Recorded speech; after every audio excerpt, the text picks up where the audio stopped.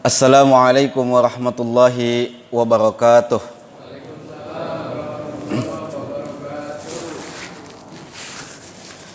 Alhamdulillahi rabbil alamin. Wassalatu wassalamu ala ashrafil anbiya'i wal mursalin Nabiyyina Muhammadin wa ala alihi wa ashabihi ajma'in, amma ba'd.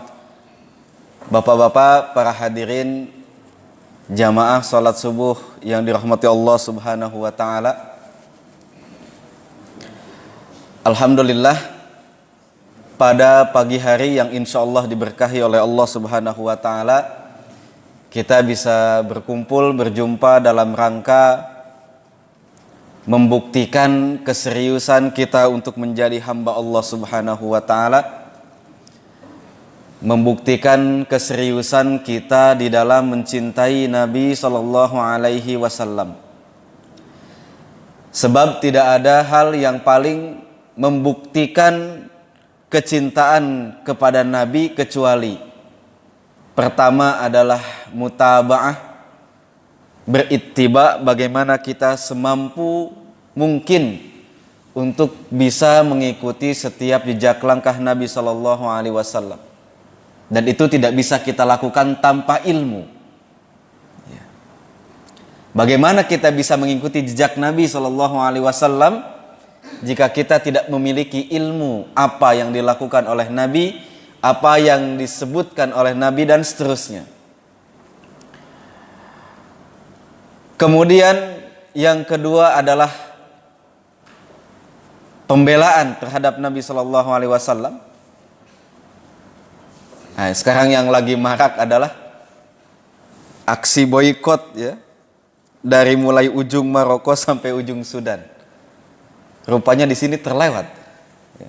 Dari ujung Maroko sampai ujung Sudan, semuanya kompak berjamaah memboikot produk-produk Prancis.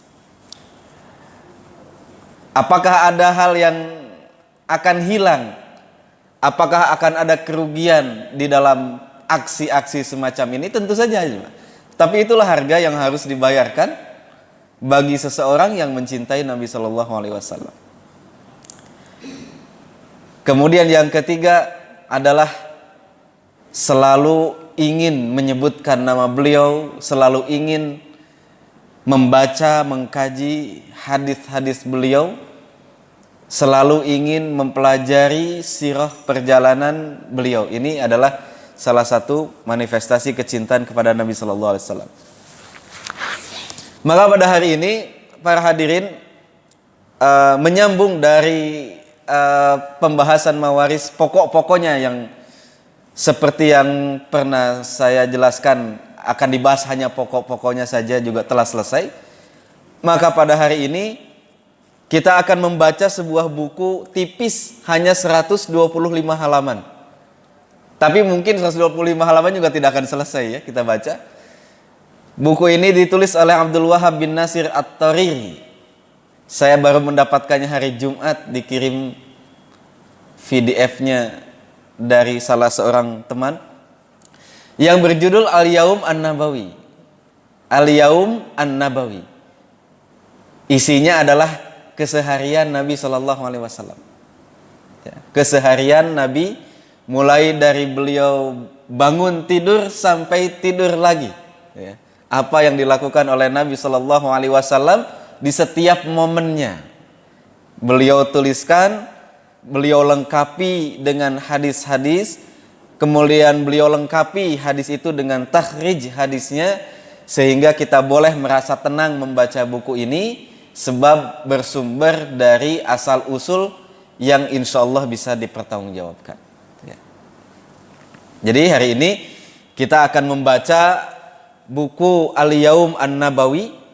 Bagi bapak-bapak yang mau mencetak bukunya, silahkan saya kirimkan filenya, hanya 125 halaman, dan itu pun bentuknya tidak sebesar ini, ya. Mungkin lebih kecil dari ini. Di bawahnya ini A5, ya. Di bawahnya ini kalau dicetak. Ya, jadi sebetulnya sedikit di atasnya buku saku. Ya. berjudul Al-Yaum An-Nabawi, ditulis oleh Abdul Wahab bin Nasir At-Tariqi.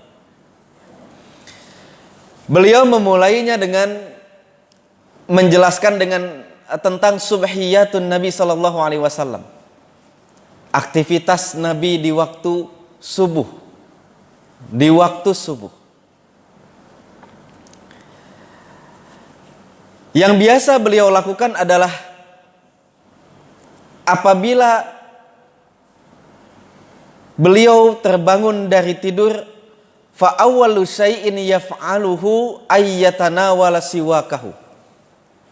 Wallahu alam, apakah ini pernah kita praktekkan? Setiap kali beliau bangun tidur, pertama kali yang dilakukan adalah bersiwak. Bersiwak. Tsumma yaqul, baru kemudian berdoa. Gitu ya. Urutannya kalau kita apa tuh? Berdoa dulu atau ingat cicilan dulu, habis itu baru berdoa, di kamar mandi baru gosok gigi ya gitu ya.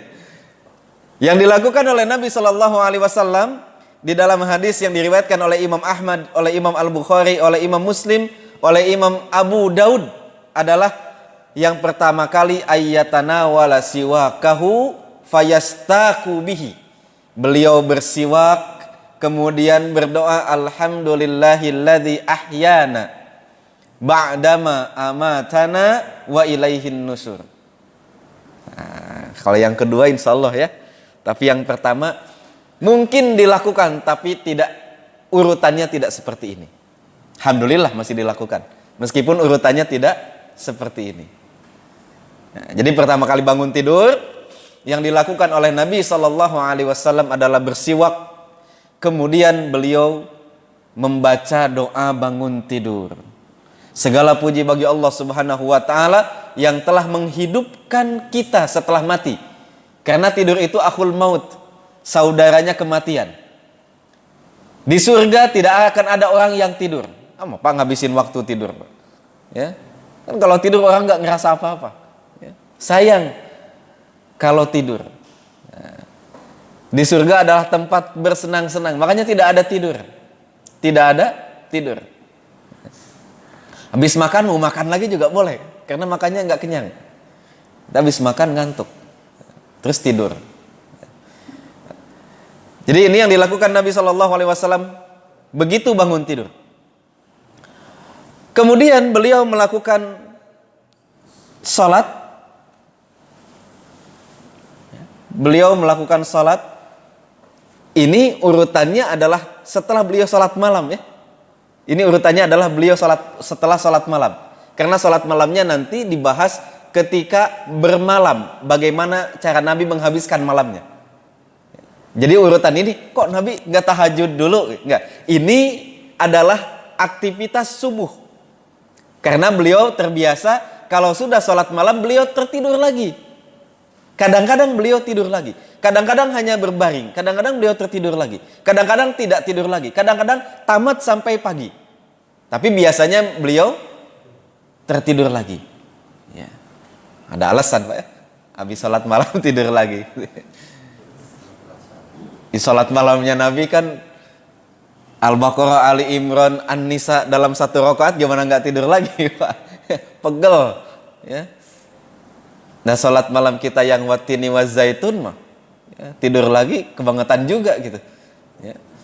Apalagi kita sholat malamnya udah mepet-mepet juga 10 menit ya sebelum subuh baru kemudian sholat malam ya. Wa rubbama qama ila shalah. Mungkin ketika beliau terkadang ketika beliau bangkit menuju sholat, beliau sholat tanpa wudhu. Jadi setelah sholat malam beliau berbaring, kadang sampai tertidur, kadang hanya berbaring ke sebelah kanan, kadang beliau tidak sama sekali. Itu adalah kebiasaan-kebiasaan beliau. Tapi kalaupun beliau tertidur, beliau terkadang bangun, lalu kemudian langsung melaksanakan sholat sunnah qobliyah subuh ya, langsung melaksanakan sholat sunnah qobliyah subuh. Fayaqul, kemudian beliau berkata ketika ditanya kenapa tidak wudhu lagi, tanamu ainaya wala yanamu qalbi. Mata saya tidur tapi hati saya tidak. Alah, kita mau alasannya kayak gimana? Mata saya tidur tapi hati saya tidak. Nabi tertidur pun masih berzikir kepada Allah Subhanahu wa taala. Ya. Makanya kemudian tidurnya beliau, salah satu khususiyahnya adalah beliau kalaupun tertidur dengan posisi apapun, terkadang beliau bangkit melaksanakan sholat tanpa berwudu terlebih dahulu. Ya. Tapi jangan ditiru. Istri kita tidur, diomelin istrinya. Bapak habis tidur ngorok-ngorok juga, enggak wudu lagi. Mah, yang tidur itu cuma mata papa. Kalau hati mah tidak pernah tertidur. Sibuk mikirin kerjaan gitu ya. Ini Nabi SAW. Thumma yusalli raka'atail fajri, kemudian beliau salat sunnah 2 rakaat sebelum subuh. Fayusalli salatan khafifatan, biasanya beliau salat dengan sangat ringan. Ya, yang dibaca itu cuma qul ya ayyuhal kafirun dan qul huwallahu ahad. Sampai-sampai saking ringannya salat Nabi, kadang-kadang para sahabat bertanya kepada Ibunda Aisyah, beliau sampai mengatakan, kayaknya beliau nggak baca apa-apa deh selain Al-Fatihah. Saking cepatnya salat Nabi ketika melaksanakan 2 rakaat sebelum subuh. Ya. Biasa beliau membaca qul ya ayyuhal kafirun, rakaat keduanya membaca qul huwallahu ahad, atau rakaat pertamanya, ini di dalam hadis yang diriwayatkan oleh Imam Ahmad, beliau membaca qulu amanna billahi wa ma unzila ilaina. Itu ada di surat Al-Baqarah. Atau ya ahlal kitabi ta'alau ila kalimatin sawain bainana wa bainakum. Cuma satu ayat. Satu ayat. Ya. Jadi salat ringan. Kenapa salatnya ringan? Karena Nabi mesti istirahat lagi setelah itu. Ya. Jadi sambil nunggu orang-orang kemudian datang ke masjid, Nabi kembali beristirahat. Setelah sholat malam yang demikian panjang, nanti setelah itu akan sholat subuh yang juga akan panjang. Jadi sambil nunggu para jamaah datang, beliau biasanya beristirahat kembali. Atau fa in kanat zaujatuhu mustayqadhatan, kalau istrinya sudah ada yang bangun ketika beliau bermalam di salah seorang istri, ya, ini pengalaman yang tidak akan didapatkan bapak-bapak. Kalau beliau bermalam di salah seorang istrinya dan istrinya sudah terbangun, tahaddatsa ma'aha, beliau biasa bercakap-cakap. Ya, beliau biasa bercakap-cakap dengan percakapan yang membuat gembira dan bahagia. Ya, jangan bahas yang berat-berat.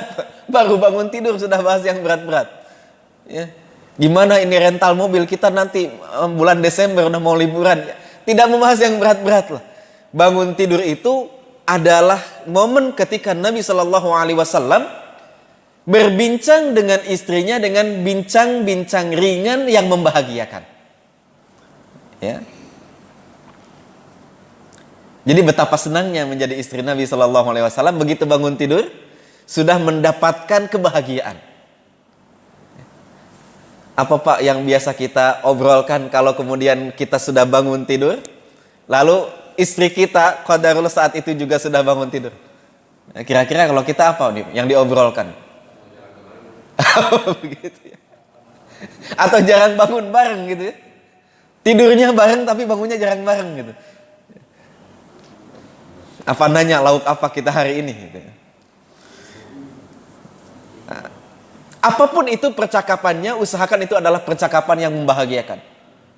Jangan yang menambah beban pikiran yang bikin mumet gitu. Bangun tidur itu bahagia. Ya. Ntar habis itu mau menderita atau tidak itu urusannya lain lagi. Yang penting bangun tidur itu bahagia aja dulu. Ya. Ini yang biasa dilakukan oleh Nabi Shallallahu Alaihi Wasallam. Wa in kanat naimatan, kalau istrinya masih tertidur, ittaja', Nabi berbaring kembali. Ya. Sampai datang waktu iqamah. Nanti Bilal datang, as-salatu ya Rasulullah. Ya Rasulullah, waktu sholat sudah tiba. Maksudnya orang-orang sudah berkumpul, ya. Nabi kemudian nanti keluar. Nah, kalau sudah Nabi keluar maka langsung dilakukan iqamah. Lalu Nabi memimpin sholat subuh dengan bacaan-bacaan yang panjang, sekitar 60 sampai 100 ayat.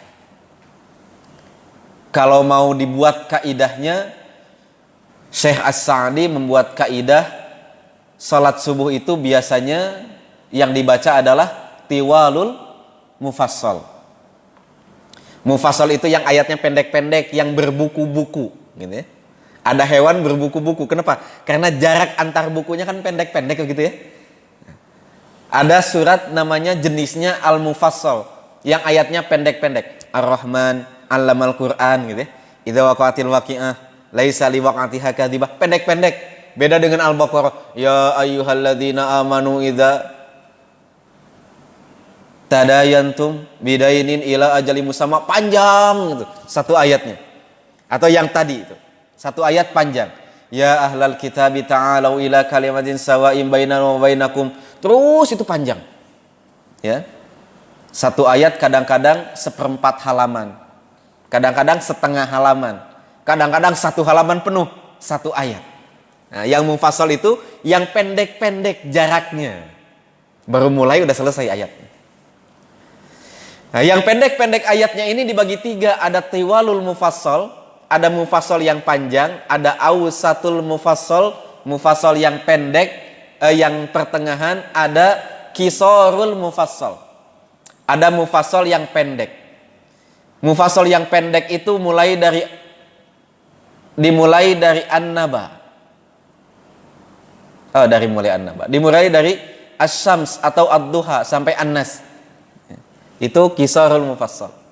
Awsatul mufassalnya itu dari An-Naba sampai surat Al-Lail atau sampai surat Asy-Syams. Itu yang pertengahan. Tiwalul mufassal, surat pendek yang panjang itu dimulai dari surat Qaf sampai wal mursalati urfa. Qaf wal Qur'anil Majid sampai wal mursalati urfa fal asifati asfa. Itu surat pendek yang panjang. Surat pendek yang panjang. Nah, kata Syekh As-Sa'di, biasanya Nabi membaca tiwalul mufassal pada salat subuh. Khusus salat subuh pada hari Jumat, Nabi Shallallahu Alaihi Wasallam sering membaca surah Alif Lam Mim Tanzil, atau yang kita kenal dengan surah As-Sajdah. Ya, surat As-Sajdah. Kemudian rakaat berikutnya surah Al-Insan. Lumayan ya. Kalau didawamkan entah berkurang mungkin jamaahnya di sini. Atau mungkin mau mempraktekkan 60 sampai 100 ayat ya. Jamaahnya pindah ke masjid sebelah. Ini kebiasaan Nabi Shallallahu Alaihi Wasallam. Maka kemudian beliau sholat, ketika keluar dari rumahnya apa yang beliau lakukan? Farafa'a tarfahu ilas sama. Beliau melihat menengadah ke arah langit. Wa qala bismillahi tawakkaltu 'alallah. Doa keluar rumah, Pak. Ya, ternyata menuju masjid juga sama. Ya, bukan hanya ketika kita mau pergi ke sebuah tempat lalu naik kendaraan, bismillahi tawakkaltu 'alallah. Mau berangkat ke masjid pun doanya sama. Keluar rumah doanya ini. Bismillahi tawakkaltu 'alallah. Mau dilanjutkan yang sempurna boleh. Allahumma inni a'udzubika min an adilla wa udalla. Ya Allah, aku berlindung kepadamu dari kesesatan atau disesatkan orang lain atau menyesatkan orang lain. Ya. Jadi begitu keluar rumah, ya Allah, aku berlindung kepadamu dari kesesatan diriku, atau aku disesatkan orang lain, atau aku menyesatkan orang lain. Ya. Au azilla wa uzalla. Atau aku tergelincir atau digelincirkan oleh orang lain, atau aku menggelincirkan orang lain. Au adlima au wa udlama. Atau aku dizalimi orang lain, atau aku yang menzalimi orang lain. Gitu ya. Jadi begitu pagi-pagi hari keluar dari rumah menuju masjid, ini yang dilakukan oleh Rasulullah Sallallahu Alaihi Wasallam. Berdoa, ya Allah, jangan sampai aku menyesatkan orang lain, atau disesatkan orang lain, atau aku tersesat. Jangan sampai kemudian aku tergelincir, digelincirkan orang lain atau menggelincirkan orang lain. Au ajhala wa ujhala, atau aku atau berlindung dari kebodohanku, atau membodohi orang lain, atau dibodohi oleh orang lain. Di dalam kitab Tadhkiratus Sami' wal Mutakallim, ini penting buku ini kalau mau dikaji. Itu tentang adab guru dan murid. Adab guru dan murid. Sama dengan ta'limu ta'alim. Sama dengan Hilyatu Thalibil Ilmi. Kitab-kitab yang membahas tentang adab bermajlis, baik untuk gurunya maupun untuk muridnya, untuk jamaah dan untuk ustaznya. Ya. Disebutkan bahwa salah satu adab seorang guru, bukan cuma ustadz nih guru, bapak-bapak juga guru, adalah ketika keluar untuk mengajar atau ingin menasehati seseorang, anak kita, salah satunya istri kita, kan kita juga guru di rumah. Meskipun antum tidak duduk di sini kemudian menyampaikan materi, tapi semua orang guru. Setidaknya guru untuk anak-anaknya, guru untuk istrinya. Maka salah satu doa yang dianjurkan adalah membaca doa Allahumma inni a'udzubika min an adilla wa udalla. Ya Allah, jangan sampai saya disesatkan orang lain, jangan sampai saya menyesatkan orang lain. Kan begitu kalau mau ngajar. Ya. Bapak-bapak mau menasehati anaknya, baca doanya. Ya.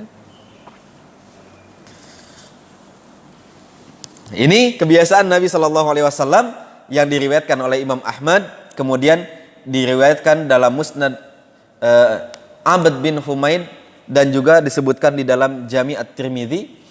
Salah satu kebiasaan Nabi Shallallahu Alaihi Wasallam ketika keluar rumah pada pagi hari. Kemudian ketika beliau masuk masjid, nah, tadi kan sholat di rumah, sholatnya di rumah dengan rakaat yang sangat ringan. Kemudian diberitahu oleh Bilal orang-orang sudah berkumpul, maka beliau keluar melihat ke arah langit lalu berdoa seperti tadi.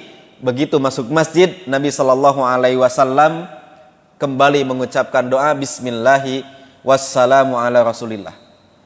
Ya, biasanya kita membaca Bismillahi wassalatu wassalamu ala Rasulillah, atau Allahumma inni as'alu rahmataka, atau Allahumma ftahli abwaba rahmatika. Ya, itu semuanya sama saja. Ya, diawali dengan Bismillahi wassalatu wassalamu ala Rasulillah, Allahumma gfirli dhunubi waftahli abwaba rahmatika. Ini biasa dibaca oleh Nabi Shallallahu Alaihi Wasallam, sebagaimana riwayat Ibnu Abi Syaibah di dalam Al-Musannaf dan diriwayatkan oleh Imam Abu Dawud di dalam As-Sunan. Ya, alhamdulillah yang ini sering kita baca juga, meskipun tidak dari awal ya, tapi setidaknya kita sering membaca Allahumma ftahli abwaaba rahmatika. Itu juga sudah bagus. Ya. Mau disempurnakan Bismillahi wassalatu wassalamu ala Rasulillah, Allahumma gfir li dhunubi waftahli abwaaba rahmatik. Ya. Kemudian beliau salat subuh. Setelah salat subuh apa yang beliau lakukan? Biasa beliau membaca zikir pagi, dan setelah itu beliau duduk menghadap para sahabat. Ada beberapa kejadian biasanya dalam momen ini. Pertama, terkadang ada pembantu pelayan-pelayan di Madinah yang datang, disuruh bosnya ya, disuruh majikannya untuk datang kepada Nabi membawa air di dalam bejana. Kemudian Nabi celupkan air itu. Ini hadis sahih diriwayatkan oleh Anas bin Malik. Beliau salah satu dari salah seorang di antara sekian pelayan yang ada di Madinah. Itu beliau menyebutkan biasanya kalau pagi-pagi setelah subuh, orang-orang itu banyak yang datang kepada Nabi Shallallahu Alaihi Wasallam membawa bejana berisi air. Kemudian Nabi mencelupkan tangan beliau ke dalam air lalu dibawa pulang. Insyaallah ya, luar biasa para sahabat berlomba-lomba ingin mendapatkan keberkahan dari apapun yang ada di dalam diri Nabi Shallallahu Alaihi Wasallam. Kadang air liur beliau, kadang rambut beliau, kadang ada yang minta baju beliau. Kalau ustadz, bapak-bapak, jangankan air liur, bekas minum aja nggak akan ada yang mau minum, Pak. Ya kan beda, bukan Nabi, kan? Beda, bukan Nabi. Apalagi musim pandemi begini. Kalau Nabi tidak seperti itu. Para sahabat berlomba-lomba. Kemudian ada yang membawa air di dalam bejana hanya untuk dicelupkan oleh tangan Nabi Sallallahu Alaihi Wasallam. Kemudian mereka bawa pulang. Kemudian mereka bawa pulang. Dan Nabi tidak pernah menolak apapun yang dibawa ke hadapan beliau meskipun itu sedang cuaca sangat dingin. Nabi selalu mencelupkan tangannya ke dalam air. Itu Nabi Shallallahu Alaihi Wasallam. Hadis ini ada di dalam Sahih Muslim dalam riwayat Anas bin Malik. Kemudian apalagi momen yang terjadi pada saat itu, aktivitasnya adalah Nabi biasa membuka dengan mau'izah, memberikan nasihat. Tapi tidak setiap hari Nabi melakukan ini. Oh, pantesan ya di Masjid Baitur Rahman nggak tiap hari pengajian. Mungkin mencontoh Nabi. Ya.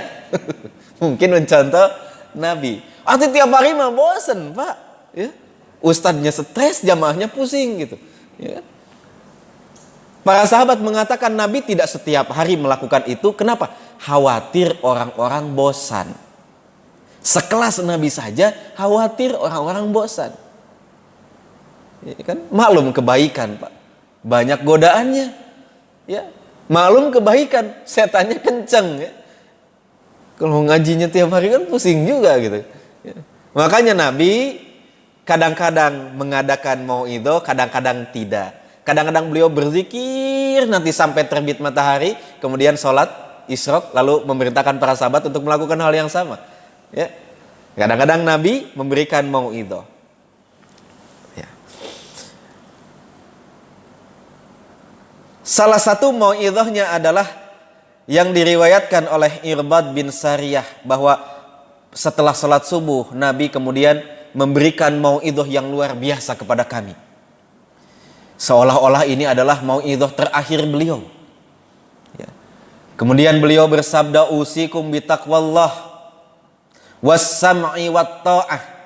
Aku wasiatkan kepada kalian agar bertakwa kepada Allah, agar senantiasa sami'na wa ata'na, dengar taati. Ya, dengar taati.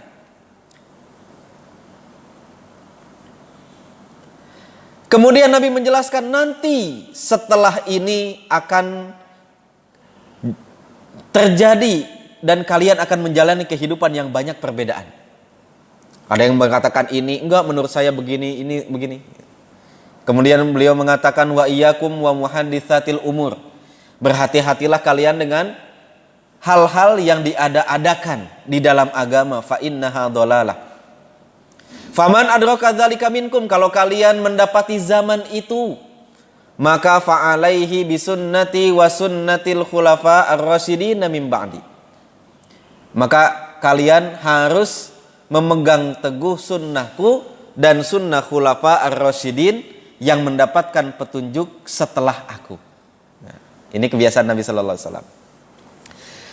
Kadang-kadang beliau bertanya, ada di antara kalian yang mimpi tadi malam? Nanti saya jelaskan apa arti mimpinya. Maka para sahabat kemudian ada yang menceritakan mimpi-mimpinya. Kadang-kadang Nabi memberikan kesempatan bagi sahabat yang lain. Siapa di antara kalian yang bisa menakwilkan mimpinya? Kemudian Abu Bakar tampil kemudian menakwilkan mimpi sahabat tadi. Ya. Kemudian kadang-kadang Nabi sendiri yang menjelaskan, kalau kalian tidak ada yang mimpi tadi malam, sesungguhnya aku tadi malam bermimpi. Kayak gitu ya. Jadi begitu membuka itu dengan hal-hal yang memang menyenangkan, Pak, pagi-pagi. Ya.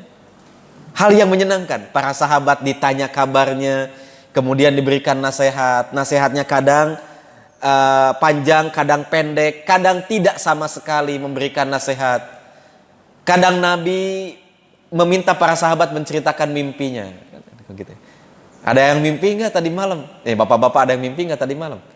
Mimpi dikejar kucing, ya? Atau mimpi apa? Dipatuk ular? Itu mimpi-mimpi orang sini mungkin begitu, ya. Tapi Nabi biasa bertanya seperti itu. Kemudian Nabi menjelaskan apa arti mimpinya. Atau Nabi memberikan kesempatan kepada sahabat yang lain.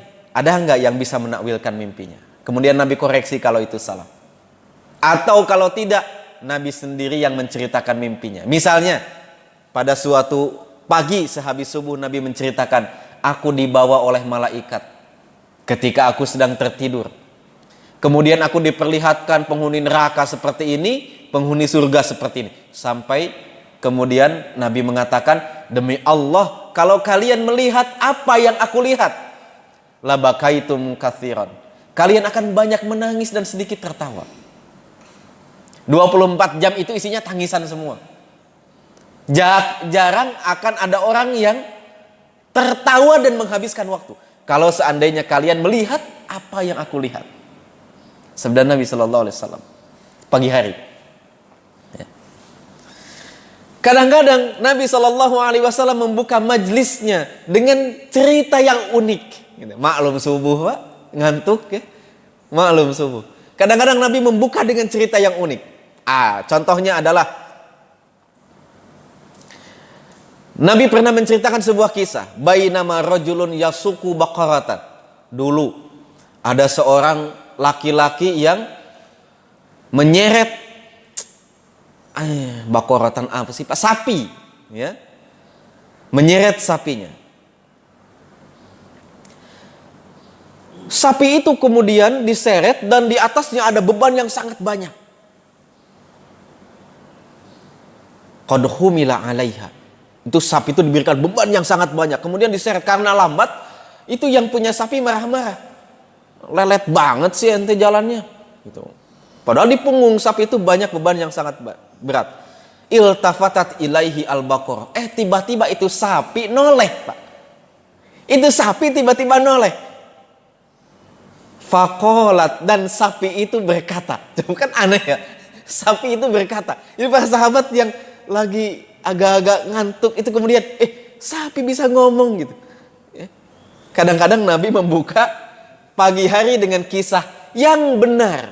Sekali lagi ya, kadang-kadang kan orang menceritakan kisah agar tertarik mendengarkan ceramah, tapi kisahnya Masya Allah tidak pernah terjadi. Ya, kisahnya tidak pernah terjadi. Kadang-kadang dalam kisah yang diceritakannya terdapat pelanggaran-pelanggaran dalam syariat gitu. Ya. Nabi juga sering menceritakan kisah unik, Pak. Tapi Nabi tidak berdusta.